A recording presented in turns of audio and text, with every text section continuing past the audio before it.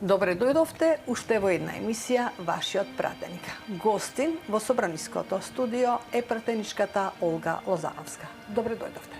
Добре ве најдов, благодарам на поканата. Пратеничке, вие сте по професија доктор. Завршивте медицински факултет на Кирил и Методи овде во Скопје. Да. Кои се вашите први почетоци како доктор?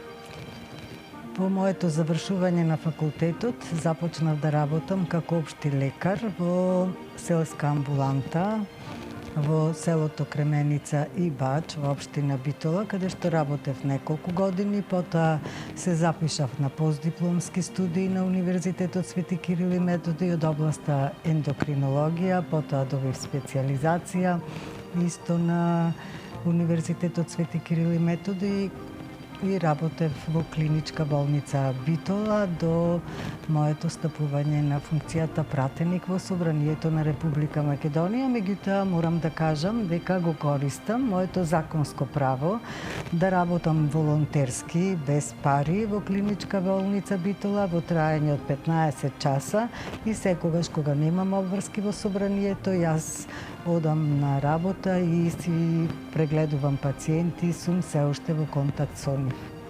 Докторите се толку потребни на нашиот народ. Сакам да ве прашам, втор мандат сте овде во Собранието. Како се роди таа љубов за политиката? Па, мојата професионална кариера ја градев кога бев помлада, фамилиарна жена со деца, меѓутоа од секогаш, да речеме, ме интересирала историјата на македонскиот народ, судбината, сум читала многу книги, сакав да ги слушам приказките на моите дедо и баба. Баба ми живееше 101 година, го фати периодот и во турско време, и за време на Првата светска војна, Втората светска војна. Сум била на такмичење по историја во 8 оделение и така. И покрај тоа што бев насочена кон медицинските науки, која што ми е прва љубов и никогаш не би преминала на друга професија, сепак историјата на македонскиот народ и македонската држава длабоко беа вкоренети во мене.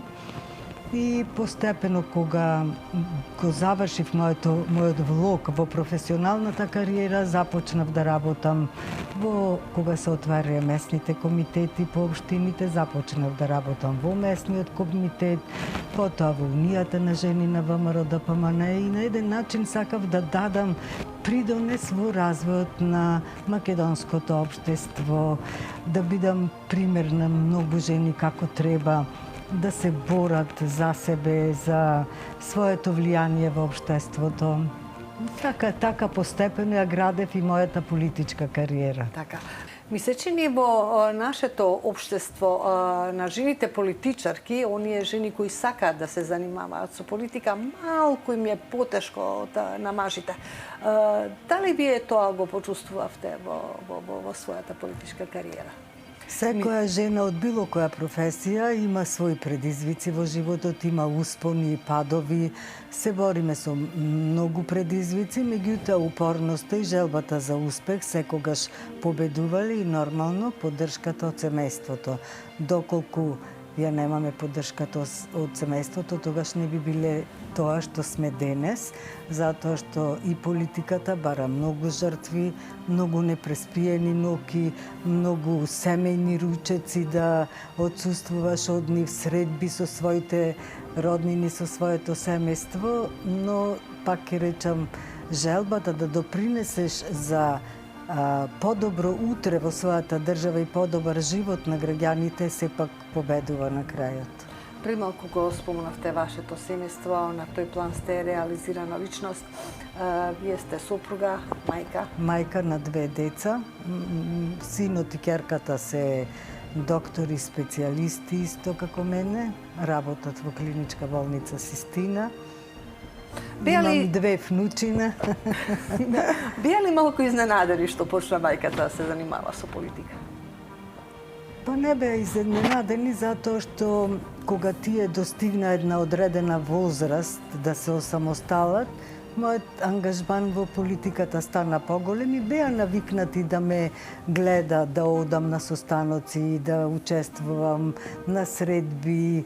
Значи, од осамостојувањето на Република Македонија на директен или индиректен начин сум помагала на партијата ВМРО-ДПМН. Тоа е мојата идеја, тоа е мојата посветеност и никогаш нема да одстапам од тие редови.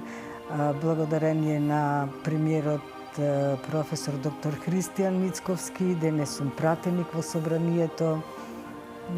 Мислам дека мојата функција како пратеник ја обавувам доследно, онака како што доликува на еден пратеник. Вие имате поддршката од семејството, рековте предмалку, не е проблем да се занимавате со политика.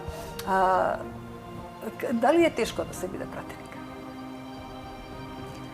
Искрено да ви кажам, додека не дојдов во собранието, мислев дека на пратениците им е најлесно, како што мислат многу луѓе во државата, меѓутоа не е така.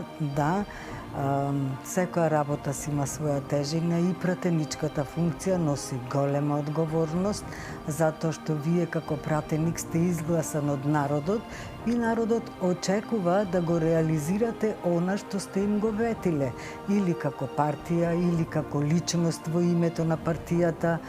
И така да не е баш лесна пратеничката функција.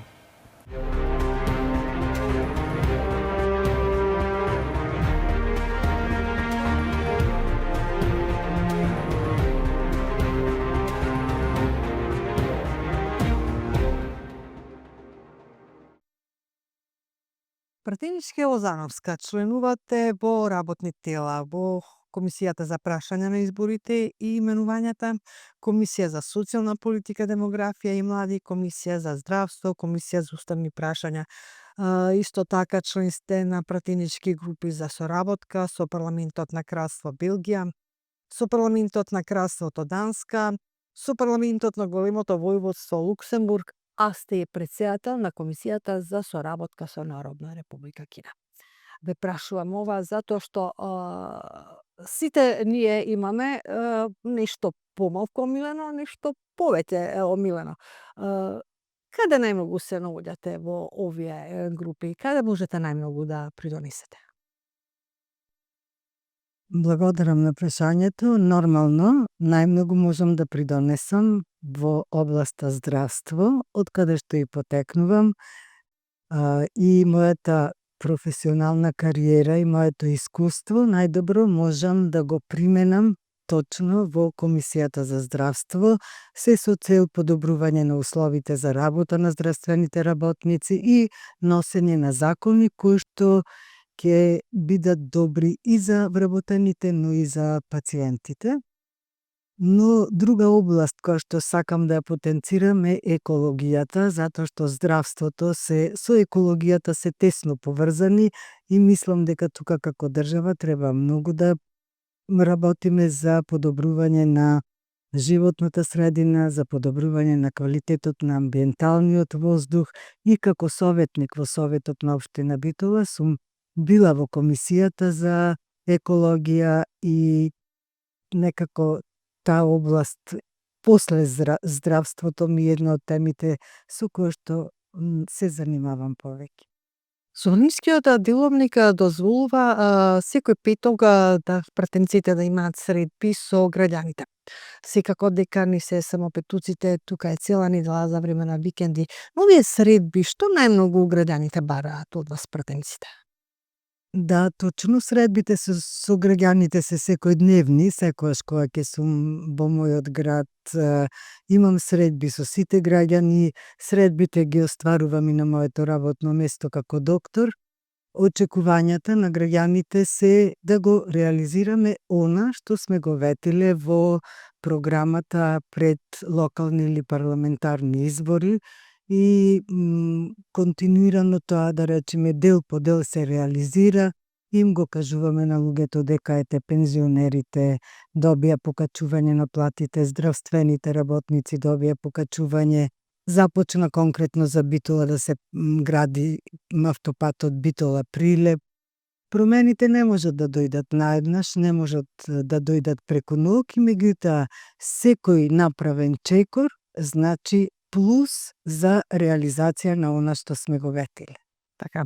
Дали може да ни откриете зашто најмногу ќе се залагате до крајот на вашиот мандат со оглед на тоа дека имате уште речиси 3 години и кога би требало да издвоите една од нив, по која најмногу ќе сакате да ве паметат граѓаните?